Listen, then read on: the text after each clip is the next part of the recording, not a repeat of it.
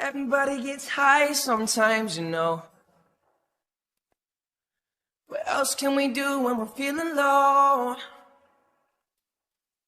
So take a deep breath and let it go. You shouldn't be drowning on your own. And if you feel Chapter 5, you're sinking, Catherine I will and jump Edgar, right up. 1778. In the summer of this year, Hindley's wife Frances had her first and last baby. They called the boy Hareton, but the poor woman had been ill for a long time, although we had not realised it, and died soon after Hareton was born. Hindley only had room in his heart for two people, himself and his wife. So when she died, he was in despair. He neither cried nor prayed. Instead, he swore at God and man and drank himself to sleep every night. The servants all left him, except for Joseph and me. Joseph enjoyed being able to scold his wicked employer with warnings from the Bible, and I could not leave Miss Catherine. After all, I had grown up with her and Hindley. But the master's behaviour was a bad example for Catherine and Heathcliff. At 15, Catherine was the most beautiful girl for miles around, but she was proud and quick-tempered. She led what was almost a double life. At Wuthering Heights, under Heathcliff's influence, she annoyed Hindley, laughed at Joseph, and was rude to me.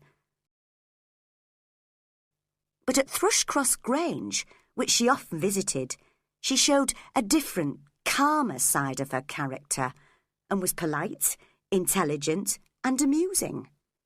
The Lintons all liked her, and poor Edgar had fallen in love with her. Heathcliff was 16 at this time. He did not have time to study any more, and the long hours of work on the farm made him tired and dull. There was always an angry expression on his face, and he did not even try to keep himself clean and tidy.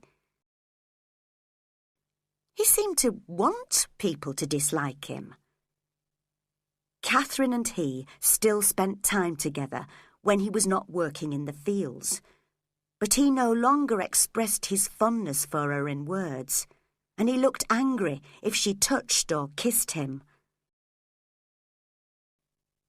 One afternoon, when Hindley had gone into town, Heathcliff came into the main room after lunch.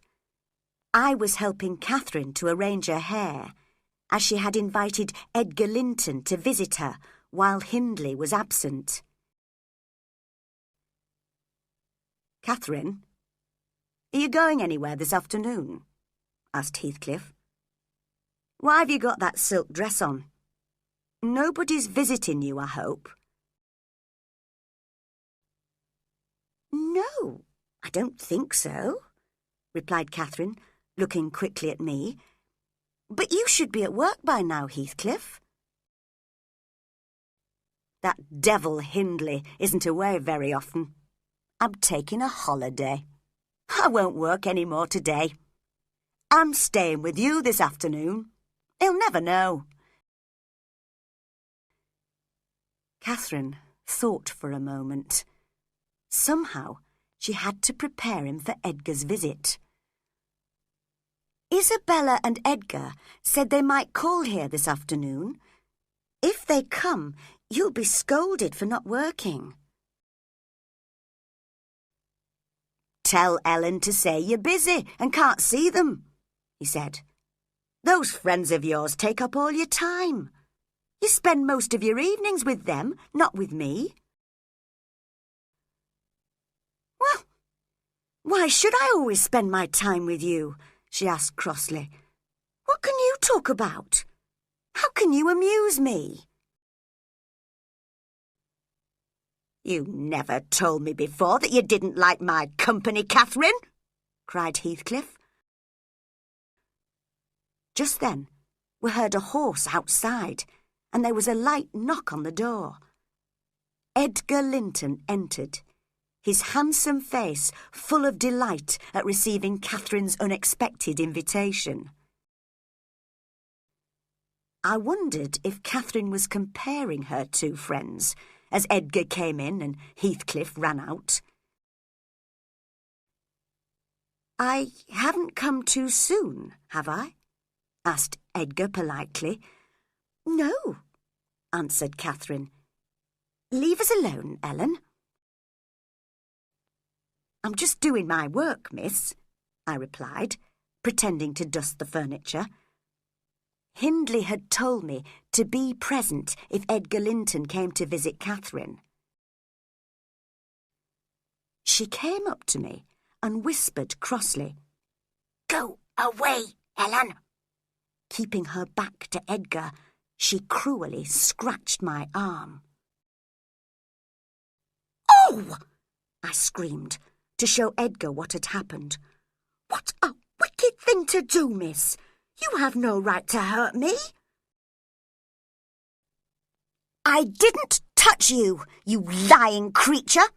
she cried angrily, and unable to control herself, hit me hard on the face. "Catherine, love!